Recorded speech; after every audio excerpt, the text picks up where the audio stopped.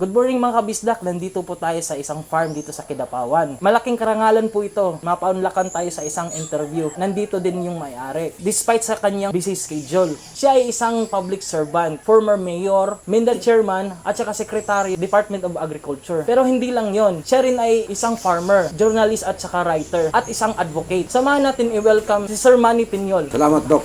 Good morning and welcome to my farm. Thank you po, sir. Kamusta po kayo, sir? Ano bang inspiration ninyo? Bakit kayo nagtayo ng farm?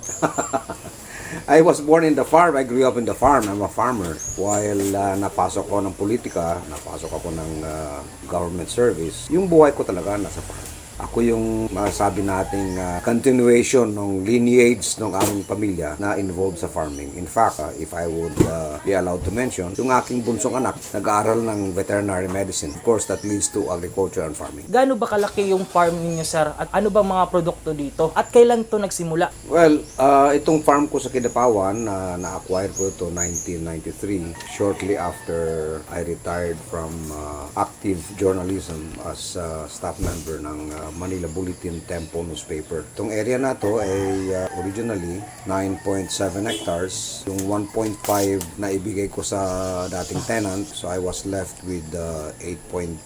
Yung 8.2, ang titulo niya nasa pangalan ng aking mga anak. At saka meron akong na-acquire pa na 3.6 hectares sa pangalan din ng bunsong anak ko. Itong area na to, umikit kumulang mga nasa 20 hectares dito sa Barangay Paco sa Kidapawan City. Well, basically, itong farm na to ay puro tanim. I planted, when I acquired this in 1993, I planted mahogany sa periphery ng aking lupa. And kung makikita nyo, ito sa likod dito, ito mga mahogany na ito, ito na yung produkto ko. Na-harvest ko na at na-improve ko na ng bahay. I have about 1,000 hills of lanzones, yung longkong variety. Meron akong langka, may nursery ako. I'm producing seedlings of the Evian sweet jackfruit variety. And I also raise chicken, I raise goats. Right now, I'm outside of my farm. I'm planting soybeans and sorghum. Sino-sino ba yung professional mentor po ninyo?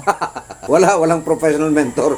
Everything that I do right now, actually, I learned from my grandfather. I learned from my father. And of course, sariling learning process. I learn farming by doing things, experimenting things, and pag mali, i-correct, i-improve. Ano-ano bang challenges yung hinarap po ninyo at paano ito naayos? Well, number one, ang basic naman na challenge sa mga farmers is number one, yung technology.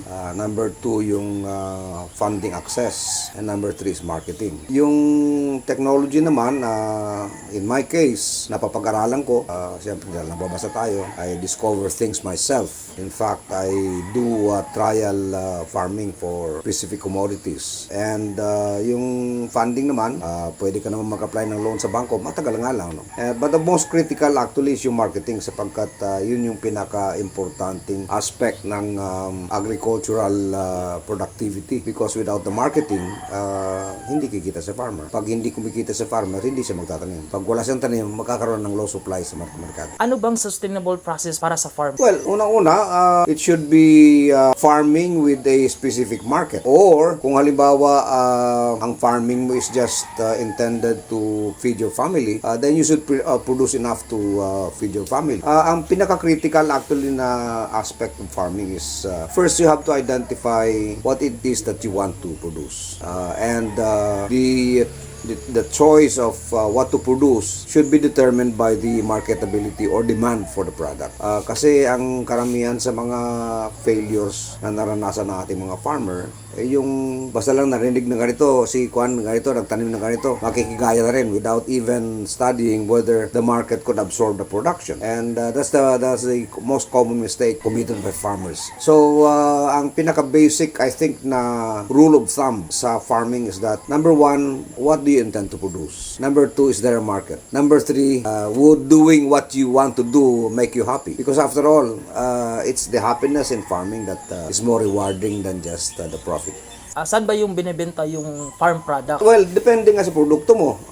Like say for example, I have about 1,000 hills of lanzones here. Yearly, may pumupunta rito pinapakyaw. The start of the flowering season, may pupunta na rito, bibilangin yung puno and then papakyawin yung buong farm. Okay naman yung presyo. Kanya lang, ang problema lang sa fruit tree farming, lalo pag seasonal fruits like lanzones, kapag hindi siya namunga ng isang taon, wala kang kikitain. Kaya mas maganda yung mga fruit trees na continuous yung fruiting rather than seasonal fruits. And number two, yung aming kambing for example, I do it because I breed goats because I enjoy it. Sometimes may pupunta rito para bumili, bihira lang. And then yung chicken breeding, I also do it because I love chicken. No? Pero kung may pupunta rito para bumili, binibenta ko rin. Paano nyo minamanage yung mga peste sa paligid at saka sa mga livestock? Well, depende. Sa manok at saka livestock, for example, you have to be very, very concerned about biosecurity. Dapat hindi ka mapasukan ng mga, halimbawa, manok. Hindi ka dapat mapasukan ng mga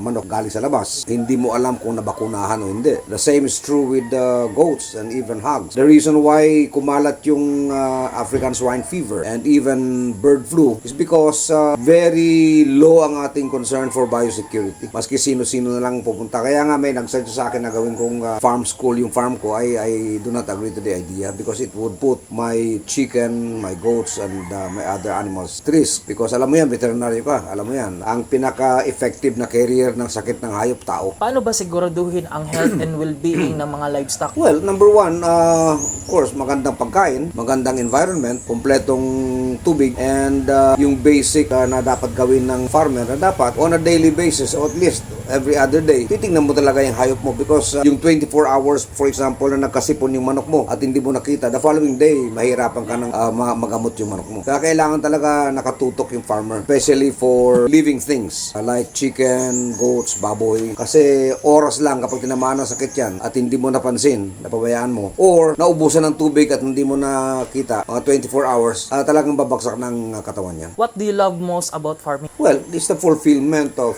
the idea of being able to produce something for my family, for myself, and for the community. It's the idea of being able to contribute to that noble endeavor of feeding the whole nation. At ano pong yung daily routine po ninyo dito sa farm? Well, I wake up very early, sometimes 3:30 in the morning.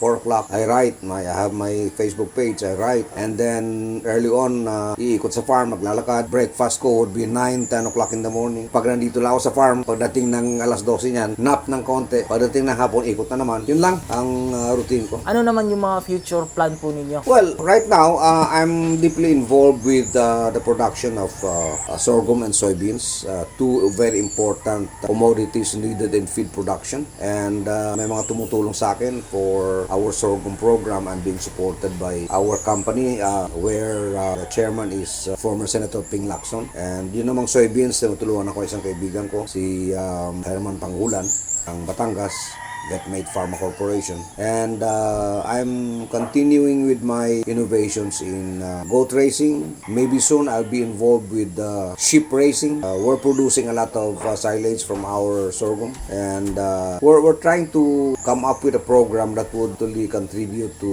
the increase in the productivity of meat protein for the country. Ano bang ma-advise mo, sir, sa mga baguhan na nagpa-farming? Well, number one, you have to love what you do. Mahirap kasi magpanggap na farmer ka. Dahil nagtanim ka lang ng 3 puno ng kapayas, farmer ka na. No, it's something that you actually embrace, something that you bring into your being. Because farming is a vocation. It's not just an occupation. It's a vocation actually.